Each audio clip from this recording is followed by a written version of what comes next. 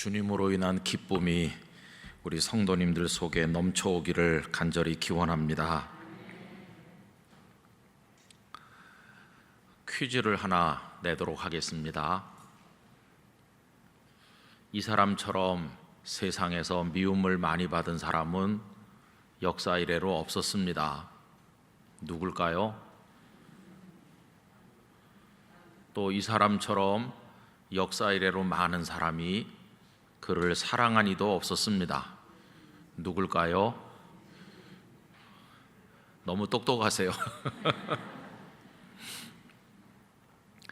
그렇죠. 예수님이십니다. 우리가 이 땅에 태어나서 한평생을 사는 동안에 제법 많은 사람들을 알고 지냅니다.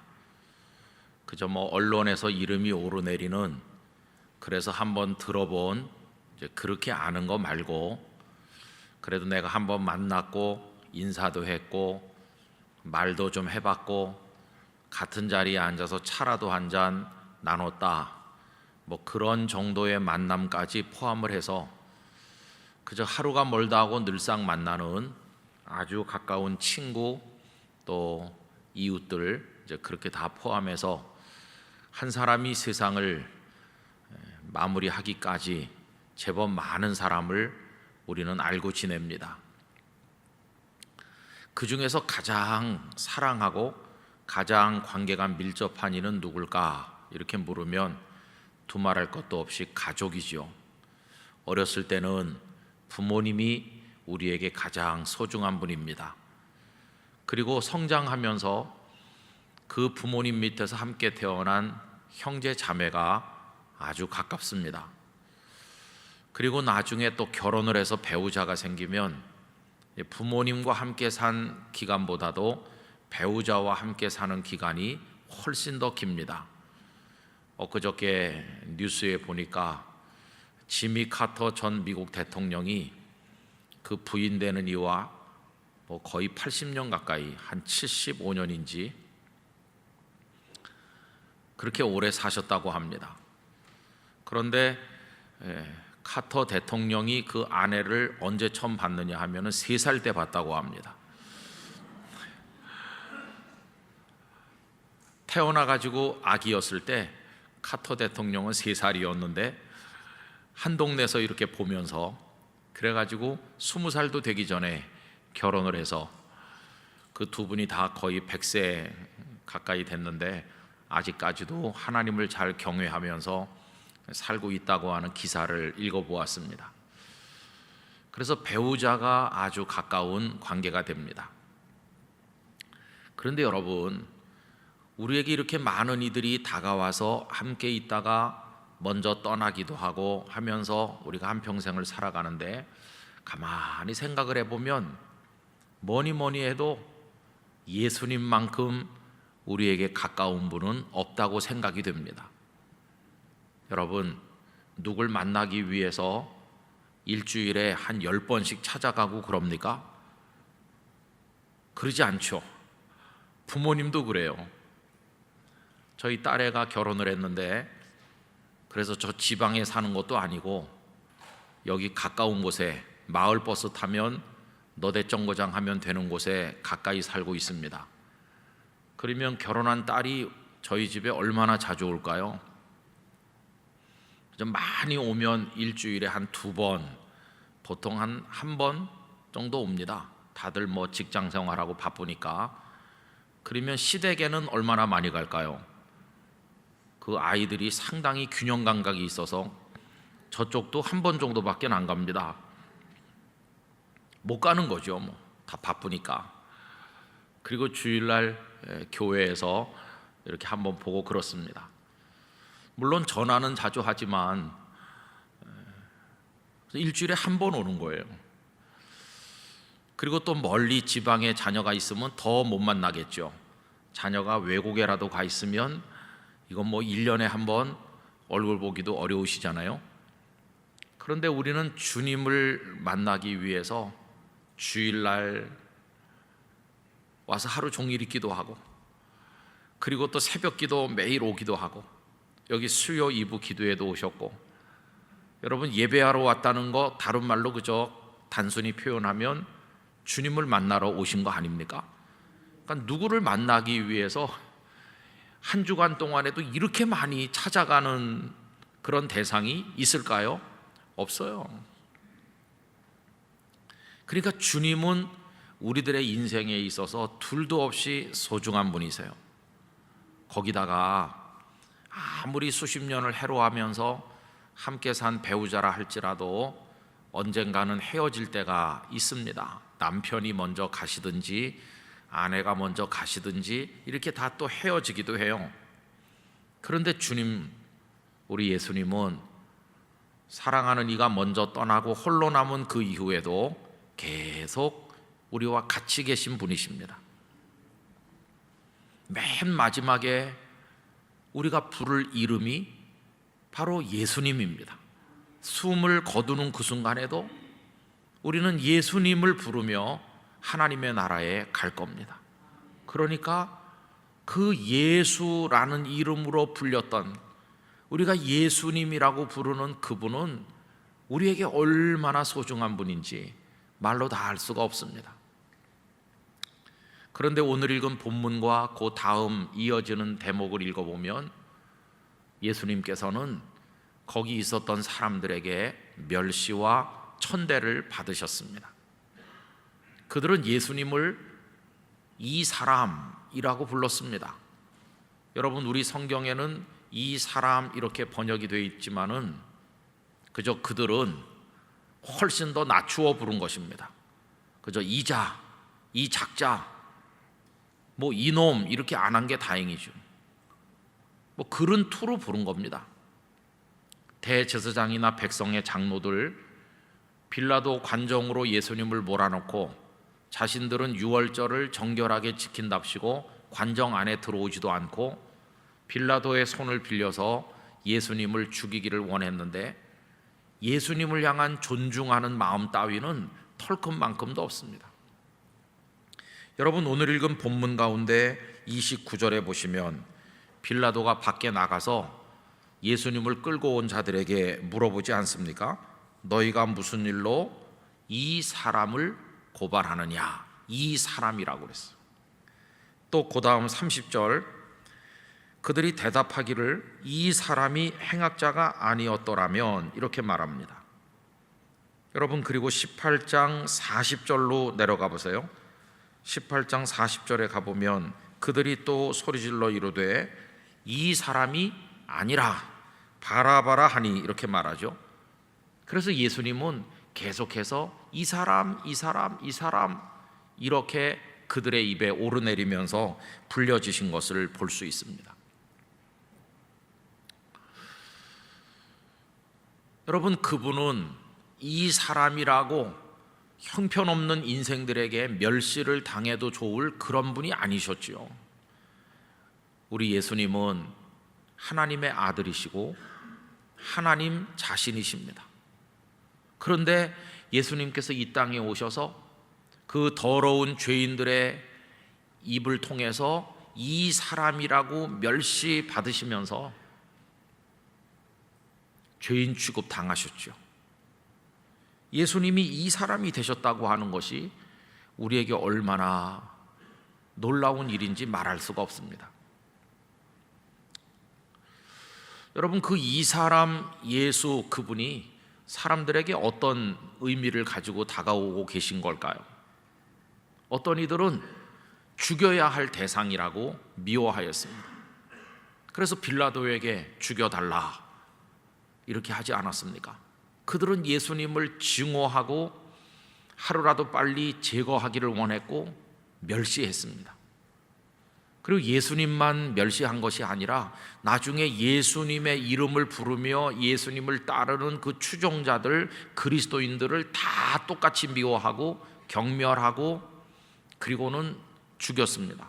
오늘날까지도 전 세계 구석구석에 대개의 나라들이 거의 대부분 다 자유민주주의를 표방하고 있는 이 21세기에 와서도 또 헌법상 종교의 자유가 다 보장된 이 지구촌임에도 불구하고 아직도 예수님을 부르는 이들이 얼마나 멸시당하고 천대받고 있는지.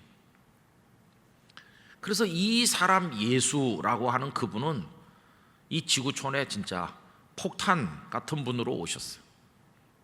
얼마나 그분을 향해서 증오의 눈빛을 보냈는지, 그리고 그 추종자 그리스도인들을 향해서 오늘날까지도 사람들은 시비를 하고 증오하고 죽이는지. 여러분, 지금도 전 세계에서 얼마나 많은 나라가 예수님의 사람들을 핍박하는지 말할 수 없습니다. 그분, 이 사람 예수님이라고 불렸던 그분이 우리들에게는 어떤 분이신가요? 도메니코 페티라고 하는 바로크 시대의 화가가 있었습니다. 이분은 오래 살지도 못했습니다. 1589년에 나셔서 1623년까지 살았으니까 만 34년 짧은 인생을 살았죠. 그런데 이분은 성경을 배경으로 한 그림을 많이 그려서 유명합니다. 그 중에 하나가 가시면류관을 쓰신 예수님이신데 피를 많이 흘리고 계신 그런 예수님을 그렸습니다. 그 작품의 이름이 에케 호모입니다. 에케 호모는 이 사람을 보라 하는 뜻입니다.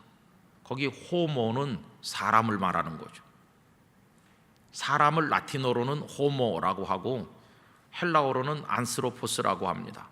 여기 지금 헬라어로 기록된 신약 성경에서 이 사람이라고 할 때는 안스로포스죠. 그런데 그 그림이 그려지고 나서 한 100여 년쯤 지난 다음에 19세 된 한 청년이 그 그림 아래 서서 하염없는 눈물을 흘리다가 무릎을 꿇었습니다. 그는 1700년에 태어나서 1760년까지 만 60년을 이 땅에서 그리스도의 사람으로 살다간 그 유명한 진젠돌프 백작입니다. 그는 19살 때 그 그림 아래 서서 십자가에 그 가시면류관 쓰고 피 흘리시는 예수님의 그림을 보면서 이제 그분을 위해서 평생을 살기로 결단하였습니다. 그는 나중에 자기의 그 영지 안에 떠돌이 그리스도인들을 받아들였는데 그들은 모라비안 교도들이었습니다. 핍박을 받으면서 이 나라 저 나라를 전전하던 그들을 받아들여서 헤른 후세 공동체를 설립을 하고 그들과 함께 하나님의 말씀에 근거한 경건한 신앙생활을 하기 위해서 노력을 하였습니다. 감리교를 창시한 웨슬리 목사님도 한때는 그 헤른 후세에 와서 여러 달을 머물다 간 적이 있을 만큼 그 진젠돌프의 헤른 후세 공동체는 대단히 유명했습니다. 거기서 많은 영적 감화가 일어나서 유럽 전역으로 그 영적인 감화를 거룩한 전염을 시켜서 많은 이들의 마음속에 예수님을 바라보도록 만들었습니다.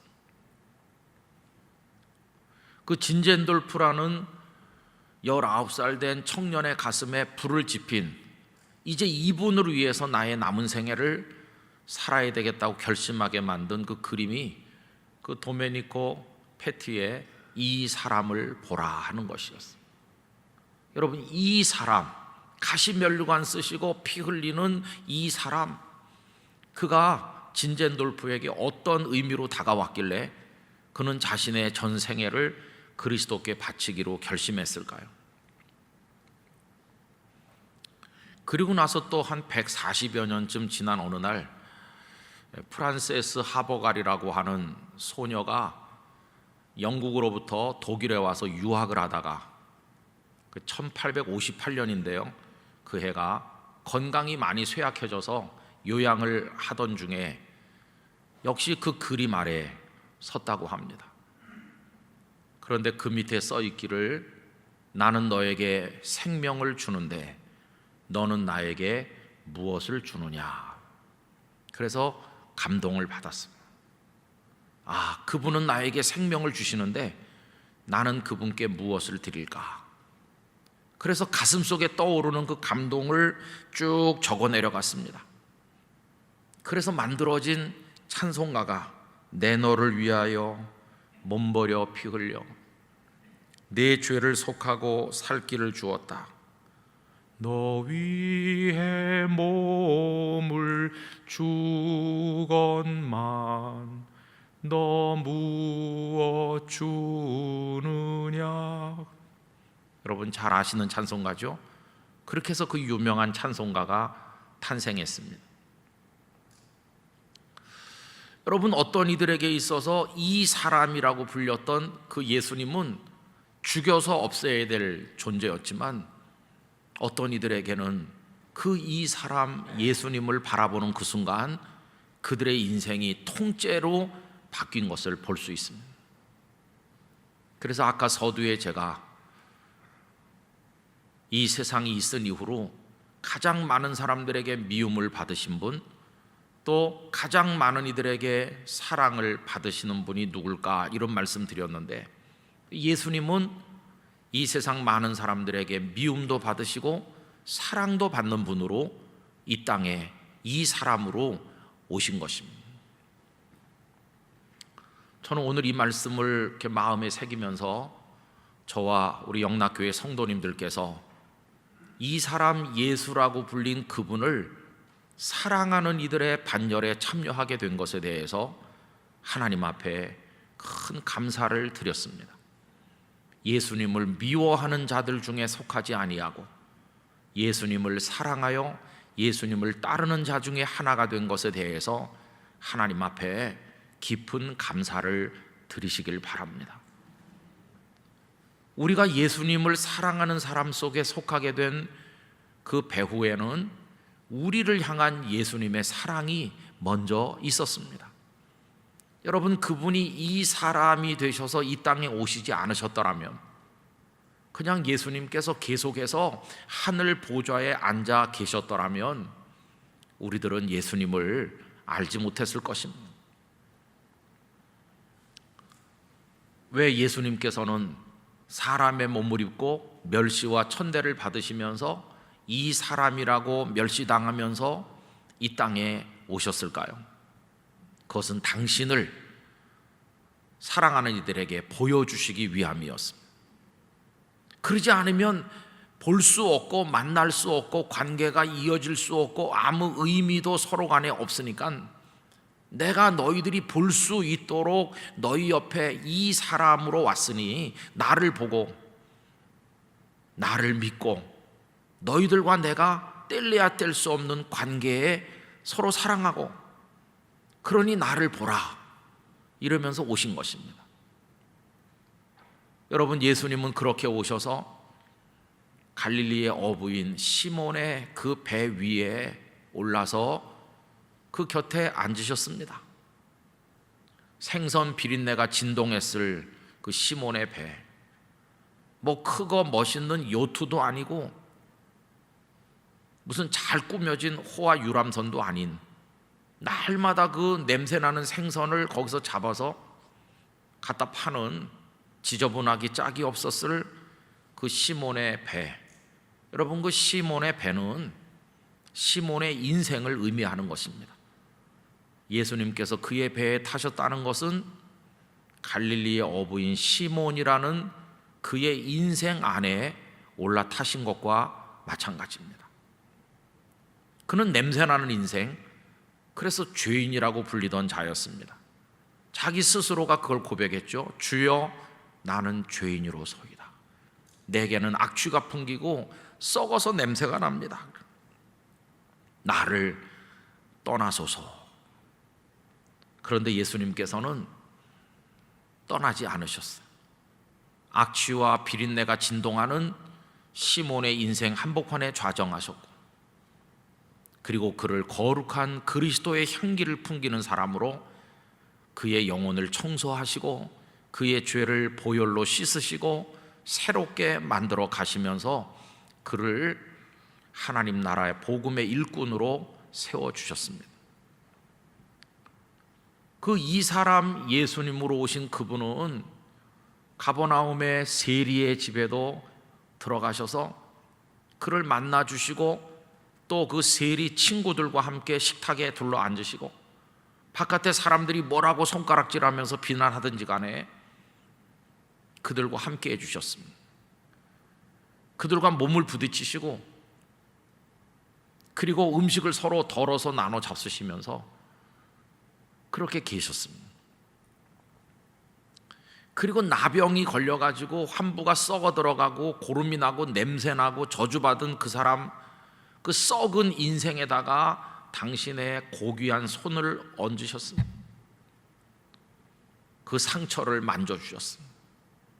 앞을 못 보는 이의 눈을 만지기도 하셨습니다. 당신의 손을 깨끗하게 이렇게 아끼지 않으시고 기꺼이 그들에게 그 손을 내어주셨습니다. 머지않아 그들을 위해서 그 손을 십자가에까지 내주시고 큰 못에까지 내주셔서 못 박힐 손이었기 때문에 그렇게 다 주셨습니다. 그래서 그들의 인생을 새롭게 만들어 주신 분이 예수님이십니다. 그분께서 하늘 보좌에 계속 계셨더라면 그들이나 우리나 그분을 눈으로 보지도 못했고, 그분이 하시는 말씀을 그들이 귀로 듣고 기록해서 우리에게 넘겨줬는데, 그들은 예수님의 입에서 나오는 음성을 듣지도 못했을 것이고 진리로 몰랐을 것이고, 그랬으므로 적어서 우리한테 전해준 것도 없었을 것이고 우리는 아무것도 없었겠죠. 그런데 그분께서 이 사람이라 불리면서 이 땅에 오셨기 때문에 그 모든 그 이후에 아름다운 일이 시작이 되어 오늘 우리에게까지 이어지고 있는 것입니다. 얼마나 놀라운 은총인지 말로 다 할 수가 없습니다. 그래서 그 예수님의 사랑에 감격한 사람들이 이제는 거꾸로 그 예수님을 사랑하면서 그분께 자신의 인생의 모든 걸 걸고 살아가고 있지 않습니까? 어제와 오늘 이틀 동안 우리 교단에서 파송된 선교사님들 중에 일부가 오셔서 선교사 대회를 했습니다. 원래는 작년에 했어야 되는데 코로나 때문에 열지 못하고 올해 열었습니다. 우리 교단에서 파송된 선교사가 1,550명이 조금 넘습니다. 그 한 분 한 분을 모시다 놓고 어떻게 이 땅에 태어나서 어떤 가정에서 성장해가지고 언제 예수님을 만났고 그래서 언제 당신의 인생을 선교사라고 하는 데다 바치기로 했는지 한번 말씀해 보세요. 그러면 그 한 분 한 분이 다 굉장한 이야기가 있을 것입니다. 여러분, 선교사가 된다고 하는 것은 유람을 가는 건 아니지 않습니까? 얼마나 정서적으로 외롭고 후원하는 교회나 단체가 있겠지만 갑자기 후원이 끊어지기도 하고, 그리고 거기서 차별당하고 언어나 문화적인 차이 때문에 고통받고, 그리고 열악한 나라에 가면 자녀들 교육을 시킬 수가 없고 풍토병이 만연하고, 요즘 같은 코로나 시대에는 백신도 없고 진단 키트도 없고 코로나가 걸렸는지 안 걸렸는지도 모른 채로 그들과 함께 살아야 되는 그런 나라에서 온몸으로 버티시는 분들이 많이 계십니다. 코로나 이후에 우리 교단에서 파송된 선교사님들 중에도 몇 분 현지에서 코로나에 감염돼서 돌아가셨습니다. 그리고 어제 들으니까 한 분이 또 굉장히 코로나로 위중하셔서 그래서 특별기라도 보내서 그분을 모셔야 되는 거 아닌가, 그런 얘기를 주고받고 있다 하는 말을 들었습니다. 그게 선교사의 삶인데, 그분들이 그 선교사가 돼서 나가시기까지 이 사람 예수라는 분이 그들의 인생에 어떤 분으로 다가오셨길래 당신의 인생들을 다 그렇게 바쳤을까요? 선교사가 되고 선교사의 아내가 되고 선교사의 자녀가 되고, 아버지가 그 현장에서 선교하다 돌아가시면 자녀가 또 그 뒤를 잇고 그 아내가 또 그 뒤를 이으면서 그렇게 하게 되는 이유는 도대체 어디서 오는 것일까? 그리고 어떤 분은 안 먹고 안 입고 그렇게 애써서 벌어서 모은 재산을 그 예수님을 위해서 아낌없이 바치기도 하고, 도대체 그런 분들에게 예수님은 어떤 분이시길래 당신의 그 모든 재산을 그렇게 아낌없이 쏟아붓는 것일까? 또 바울 사도에게는 예수님이 어떤 분이셨길래 그렇게 고린도 교회 교인들에게 억울한 비난과 멸시를 받으면서도 참고 또 참고 또 참고 또 참고. 고린도 후서를 요즘에 새벽기도 때 읽고 있습니다마는 거기 보면은 저 그리스도를 위하여 참고, 그 예수님이 바울에게 어떤 분이시길래 그렇게 억울한 얘기를 많이 들으면서도 다 그저 속으로 삭히면서 그저 교회의 폐가 되지 않으려고 노력하고 그리스도의 복음이 가려지지 않도록 하려고 애쓰면서 그렇게 견디고 고통을 받으셨을까? 예수님 그분이 바울에겐 어떤 분이셨을까? 우리 영락교회도 우리 예배당을 손수 좀 쓸고 닦고 해보자고 하니까 그렇게 한다고 누가 뭐 알아주는 것도 아니고 아무것도 아닌데 연세 드신 분들로부터 젊은 청년들까지 이 예배당을 사랑해서 집에서도 잘 안 해봤을 것 같은데 그 청소에 자신을 바치는 것일까? 예수라고 하는 분이 그들의 인생에 어떤 분이시길래 그렇게 하는 것일까? 여러분, 우리가 기독교인이 된다고 하는 것은 이 사람 예수로 이 땅에 오신 그분을 우리가 어떤 분으로 바라보고 어떤 분으로 모셔드리고 어떤 분으로 믿고 어떤 분으로 신뢰하고 어떤 분으로 나를 그분께 맡기는 건지, 바로 그 얘기죠. 그게 그리스도인이 된다고 하는 바로 그 핵심이 아니겠습니까? 베드로는 자신의 냄새나는 인생의 배에 올라타신 예수님께 나는 죄인입니다 이렇게 말했습니다. 처음에 예수님은 그 시몬에게 받아들일 수 없는 거룩한 분으로 여겨졌습니다. 나 같은 죄인하고는 이 같은 배에 타고 계실 수 없는 분이시다. 그분 곁에 내가 한순간도 머무를 수가 없다. 너무나 먼 거리를 느꼈습니다. 극복할 수 없는, 그분은 지극히 거룩하고 나는 한없이 추하고, 그게 예수님과 자기 사이에서 느껴진 그 거리였습니다. 즉 같은 배에 가까이 앉아 있지만 몸으로는 가까이 있는데 영으로는 도저히 이분과 함께 할 수 없다.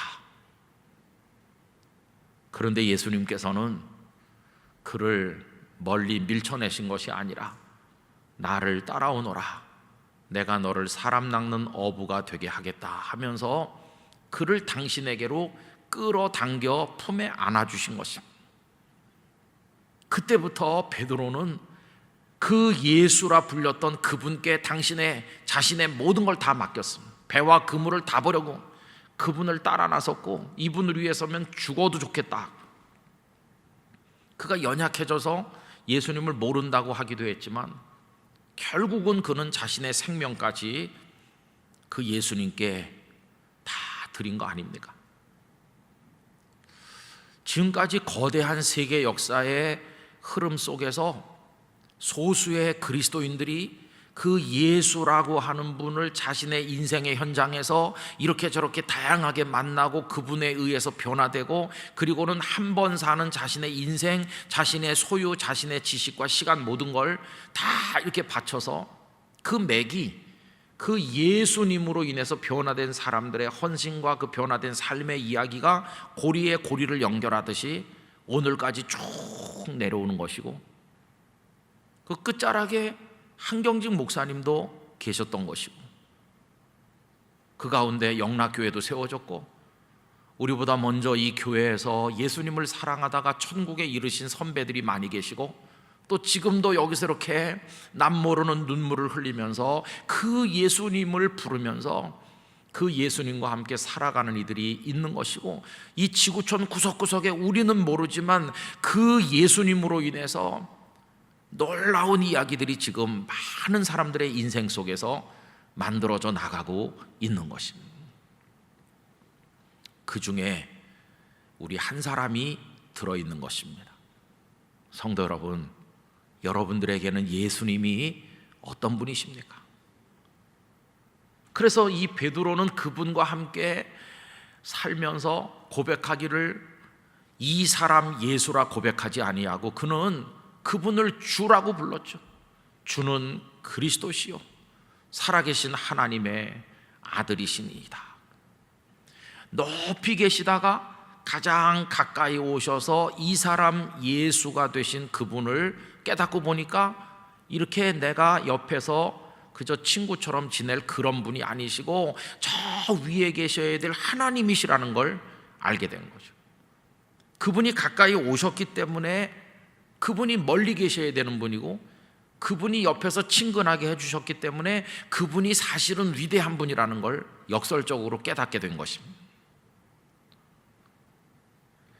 우리 영락교회 성도님 한 분 한 분이 여러분들에게 예수님이 어떤 존재인지를 늘 생각하시길 바랍니다. 그리고 그 예수님을 향한 고백을 날마다 풍성하게 드리시기를 바랍니다. 이건 다 사람마다 다른 것입니다. 예수님을 만난 상황이 다르고 예수님께서 우리에게 주시는 공통의 의미가 있지만 또 그걸 각자의 생활 속에서 체험하는 방식이 다 다른 것이고 내게 있어서 그 예수님은 어떤 분이신가? 그 예수님과 늘 동행하시게 되기를 바랍니다. 저도 새벽 기도에 오면 요 밑에 베델에 들어가서 제가 늘 앉는 자리에 가서 가방을 올려놓고 이렇게 툭 앉으면서 마음속으로 이렇게 말합니다. 주님, 지금 의자에 앉았어요. 이렇게. 지금 막 의자에 앉았습니다. 이렇게. 왜 그러냐 하면 예수님이 저 먼데 까마득히 먼데 계신 것 같이 느껴지지 않고 저와 아주 가까이 계신 것 같이 느껴지기 때문에 저 지금 와서 앉았어요. 이렇게. 뭐 그렇게 기도를 시작하는 것이죠. 그러다가 앞으로도 인생이 괴롭고 세상에 어떤 변란이 일어날는지 어떤 시련이 우리에게 오는지 알 수 없지만 그래도 우리가 그 속에서 낭망하지 아니하고 일어서서 우리의 삶을 꾸준히 지탱해 나갈 수 있게 되는 것은 바로 그 예수님 때문일 것입니다. 맨 마지막에 아까 말씀드린 것처럼 우리가 부를 이름 또한 예수님이 될 것입니다. 예수님, 나의 영혼을 받아주시옵소서. 이렇게 예수님과 함께 한평생을 이렇게 살다 가면 나중에 어떻게 정리가 될까요? 내 인생에 다가와서 가족이 되어주고 배우자가 되어주고 자녀가 되어주고 친구가 되어주고 믿음의 동료가 되어주었던 많은 사람들이 있었는데 그 중에 가장 소중하고 끝까지 나에게 모든 것 되어주신 이 사람 예수님이라고 불렸던 그분이 우리의 전부라는 것을 알게 될 것입니다. 그러니 어떻게 그분을 섭섭하게 할 수가 있으며 어떻게 그분을 배신할 수가 있으며 어떻게 그분이 원하지 않은 일을 저지르면서 살아갈 수가 있겠습니까? 그분을 정말 사랑한다면 그 다음에 우리의 모든 삶은 그 예수님으로 인하여 새로운 질서가 생기고 우리의 언행과 모든 것이 그 예수님으로 인하여 새롭게 만들어져 나가야 맞는 게 아니겠습니까? 그래서 그 예수님, 세상 사람들에게 멸시당했던 이 사람이라고 불렸던 그 예수님이 우리 성도님들 모두의 마음에 둘도 없는 보배가 되시기를 바랍니다. 그래서 예수님 사랑합니다. 주님 고맙습니다. 이게 우리와 주님 사이에서 일평생 동안 이어져 나가야 될 아름다운 이야기이고 그 예수님으로 인하여서 승리하게 되는 것입니다. 세상 사람들은 모르는 것입니다. 이거는 주님과 우리 사이에서 그런 깊은 신앙 안에 영적 관계를 가진 사람이 아니면 남들은 이해할 수 없는 것입니다. 사모하시기 바랍니다. 그저 교회만 왔다 갔다 하는 교인으로 머물지 않고 그 예수님이 내 생애 속에 어떻게 오셔서 나에게 어떻게 풍성한 사랑과 은혜를 주시는지를 이론이 아니라 매일매일의 생활 속에서 그분과 동행하면서 경험하시게 되기를 바라는 것입니다. 그 이 사람 예수가 인간 예수가 아니라 주는 그리스도시요 살아계신 하나님의 아들이시라고 고백될 때 우리는 구원에 이르는 하나님의 사람이 되는 건데, 불행하게도 저 북한에는 그 자리를 김일성, 김정일, 김정은이 차지하고 앉아 있는 것이죠. 그런데 저 북한 땅에 그런 통치를 받으면서도 거기 소수의 하나님의 택한 백성들은 그 억압에 시달리면서도 예수님을 자신들의 구주로 믿고 있으니 얼마나 그게 놀라운 것입니까? 북한의 지하교회 성도들은 정말 대단한 분들이라고 생각이 들지 않으십니까? 우리가 오늘 북한 동포들을 생각하면서 기도를 드리게 될 텐데, 그분들을 그런 마음으로, 사랑하는 마음으로 생각하며 기도해 주시길 바라고,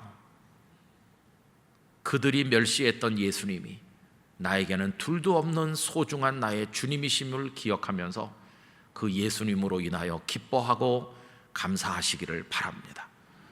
아까 우리 찬양 속의 맨 끝에 그 기쁨이 우리에게 차오르는 것을 가사로 삼아서 찬양했는데, 이 땅에 재물이 주는 기쁨, 뭐 이런저런 성공이 주는 기쁨이 많겠지만은 그 주님께서 주시는 기쁨이 우리에게 최고인 줄로 믿습니다. 그 기쁨이 우리 안에 막 차오를 때 평화로다 찬송하면서 하나님 앞에 영광을 돌리게 될 것입니다. 이런 풍성한 영적인 삶이 우리의 생애 끝날까지 이어지기를 간절히 축원합니다. 기도하겠습니다. 거룩하신 아버지 하나님, 독생자 예수님을 사람의 몸을 입어 이 땅에 오게 하셨습니다. 그래서 인간들에게 이 사람이라 경멸당하고 멸시당하셨습니다. 그러나 예수님께서 그렇게 오셔서 당신을 보여주셨고, 그 음성을 들려주셨고, 그 체온을 느끼게 하시고 그들의 눈물을 닦아주시며 그들 곁에 계셨기에 예수님을 만난 이들이 예수님의 사람이 되었으며, 저희들도 그 후예가 되어 오늘 이 자리에까지 이르게 하셨으니 주님의 은혜와 사랑에 감사와 찬송과 영광을 올려드립니다. 세상 많은 사람들이 예수님을 경멸하고 예수님의 사람들을 핍박하는 현실 속에 살지만, 영락교회 성도들은 예수님으로 인하여 기뻐하고 찬송하며 예수님으로 인하여 인생의 승리자가 될 수 있도록 도와주시기를 원합니다.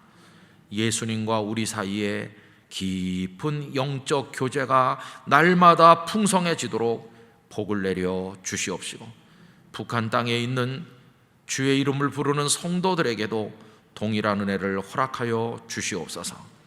예수님의 이름으로 기도드리옵나이다. 아멘.